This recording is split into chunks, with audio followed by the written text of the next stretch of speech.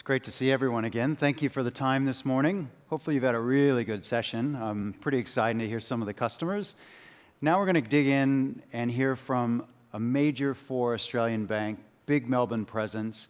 Leigh, it's really great to have you on stage, and it's great to be able to spend some time with you today. Can you share a little bit about your role within the bank and share a little bit about your team? Sure. Actually, quite a few people from ANZ are here today, and part of my team are over there in the 3rd row, so 4th row. So it's a bit of a shout out. Bit of a shout out. Come on, be proud. Yeah. So I started out in technology. I've got an engineering background. I had my first programmer job in the 90s. And now what I do is I work for ANZ Bank. I run tech for internet banking and all the cash devices, so digital cash. But we're here to talk about internet banking, and our system actually processes $1.3 billion worth of transactions every single day, which is a lot. Especially when we've been running it until recently on a very, very old version of a product that's been end of life and out of support in extended support for like 12 plus years. So it's been seriously good. That's no small task, trying to keep that going. Yeah. Can you share a little bit about your team and what the makeup of your team looks like as well? So we have a tribe.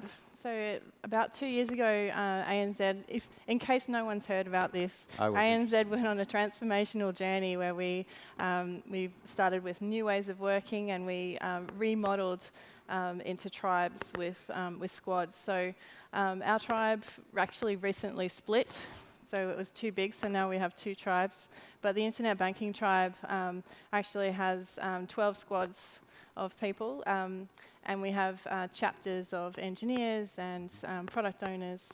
It's been a really big change, and it's definitely a people change.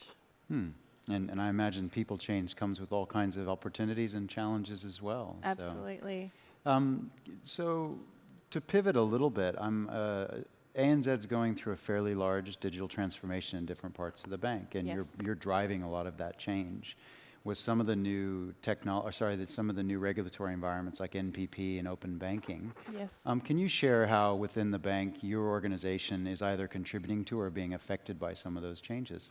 Well, we have actually built some services that have gone into the open banking initial testing phase, so that's been good. We contribute quite a lot to different industry work, and that will never change.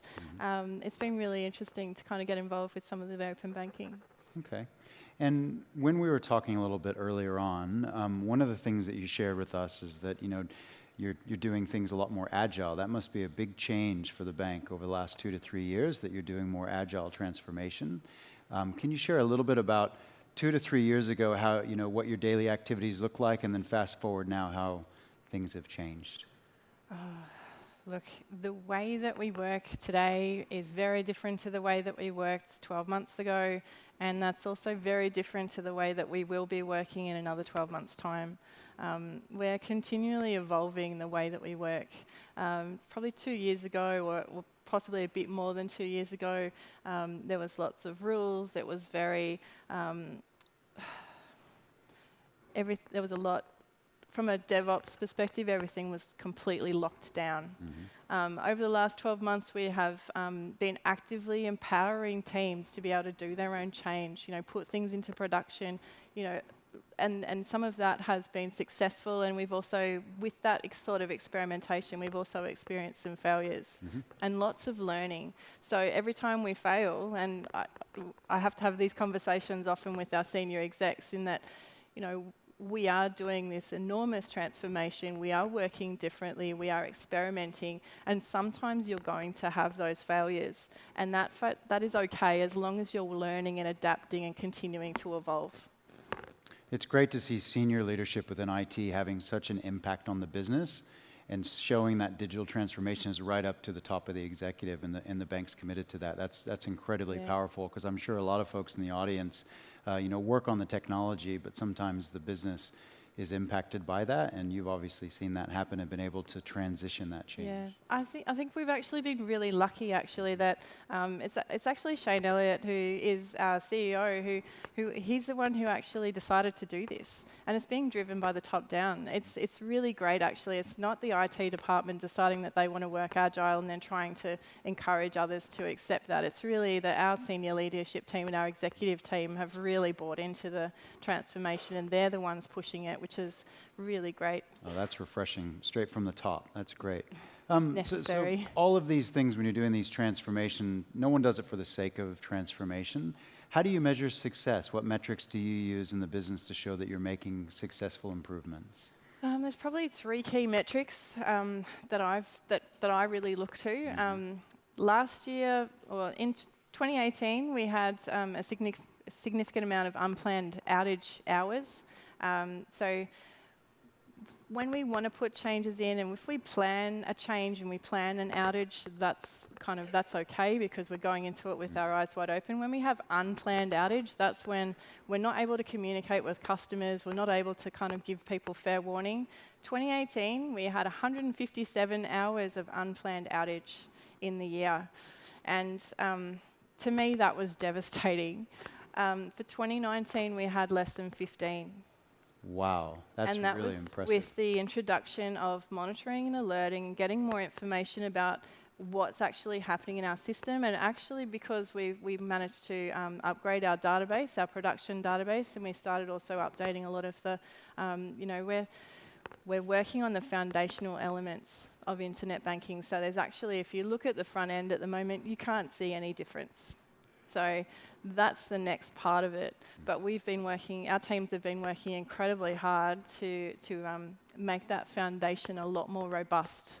And really, that to me, that's the key metric. That's a huge amount of results. And a lot of the people just over there are actually people who, through 2018, they spent countless nights, weekends, on the pager, on the phone, you know who you are, trying to solve things without enough information. And that I think is the real promise of New Relic. We're very new to New Relic. I know our payments domain has started using it, and a lot of the payment services are now using New Relic.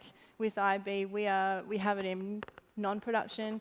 We're yet to get it in production because our regulator won't let us quite yet. We have to jump through a few hoops to be able to be allowed to have monitoring on production data because there's customer data in there.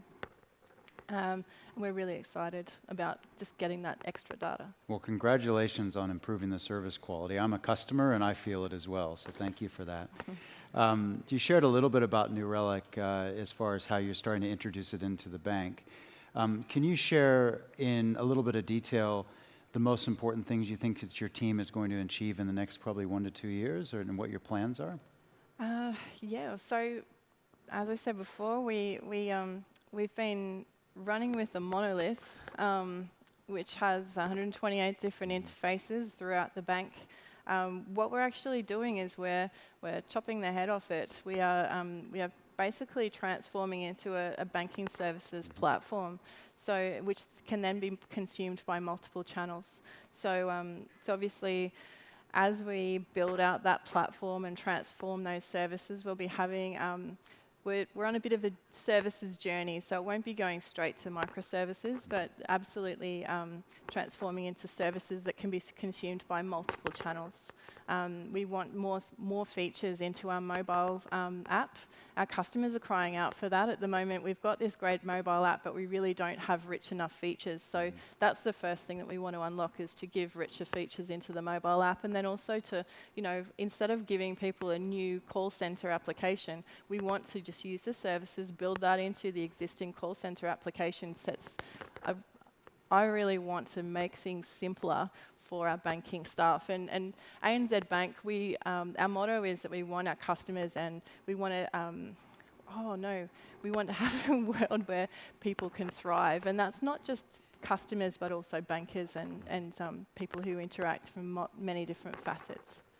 Well, it's very ambitious and very bold and very difficult to do in a bank that has so much legacy moving into such an exciting environment. So, congratulations on the journey.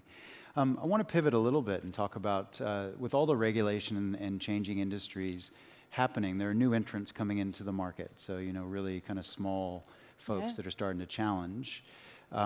How has this impacted the way that you look at your competitive landscape and the services that you provide? I think it's fantastic. I think it's great. Competition's fantastic because it means that everyone has to get better. We really, we're not getting too worried about competitors because we've got a lot of work to do already. And really, I want to just keep our team focused on what we need to do to make sure that we're making life easier and richer for our customers, helping them save money, helping them get their home faster. There's lots of work for us to do. And sharing with us, I think part of that, has it changed the way that you operate or the way that you recruit staff and talent based on all these competitors coming into market? It hasn't really. It hasn't. Something that we are doing, though, is when we do recruit people, I often recruit based on mindset, not necessarily experience. I think in the past there's been a lot of emphasis placed on what people have done previously or what they've done in the past, and I think that's interesting because it shows what you've done, but actually there's a lot of people who have huge amounts of potential and they never actually had the opportunity to demonstrate their competency. So we try and hire for people who have great mindset and ability, and we try and give them the opportunity to do something really new and really interesting, and that's really. There's so much that we've been working on the past 12 months, definitely with IB. So we've been upgrading our stack, we've been building out tooling, we've been changing the culture, we've been educating people around, DevOps, and we are changing pretty much at multiple levels, pretty much every level, and that's really challenging. And if you're not up for that, then you can find that really demoralizing. And there have been some people who have just said, you know what, I just wanted a job and I just wanted to coast. I wanted to come in 9 to 5 and then go home. And some of them have opted out and gone to other places, and that's kind of okay because there's actually quite a lot of people who are really really energized by the change. So it sounds like that mindset and growth mindset is what you're hiring for, and that's fantastic. I mean, from an outside perspective looking in, you wouldn't think a bank that's that mature would be thinking that forward. So that's fantastic to see that you guys are making so much change and transforming so quickly. Just before we finish up here, we're just about out of time. I wanted to understand what's next on the growth journey for ANZ in your mind. Oh, there is so much still to do. We have an enormous backlog of work. I think definitely from a New Relic perspective, we want to have more of a services perspective. So, and that's really difficult. That's the holy grail for my boss. Is we want to know how the payments are progressing, which means that we need visibility across the IB stack, we need visibility through payments, we need to have all of it stitched together, we need visibility through our middleware. It's very difficult, but I think we'll get there. Well, it sounds as though you have the right mindset, you have the right team, you have the right focus. I have no doubts that you'll be successful. Leigh, thank you very much for the time. Thank you for being a partner, and we'd like to be partners on this journey going forward. Unfortunately, Leigh has to leave, but sorry, everyone. If you want to ask any questions, there's an entire team over here of folks with ANZ on their badges. Just over there. Just standing over there. Why don't you guys raise your hand if you're from the bank? And there's a couple other. Where's Angus? A few folks back there. You can ask where people are on the journey. Congratulations, and thank you for the time today. We really appreciate you coming down and sharing your story. No problem. Thank you, Thank everyone. you.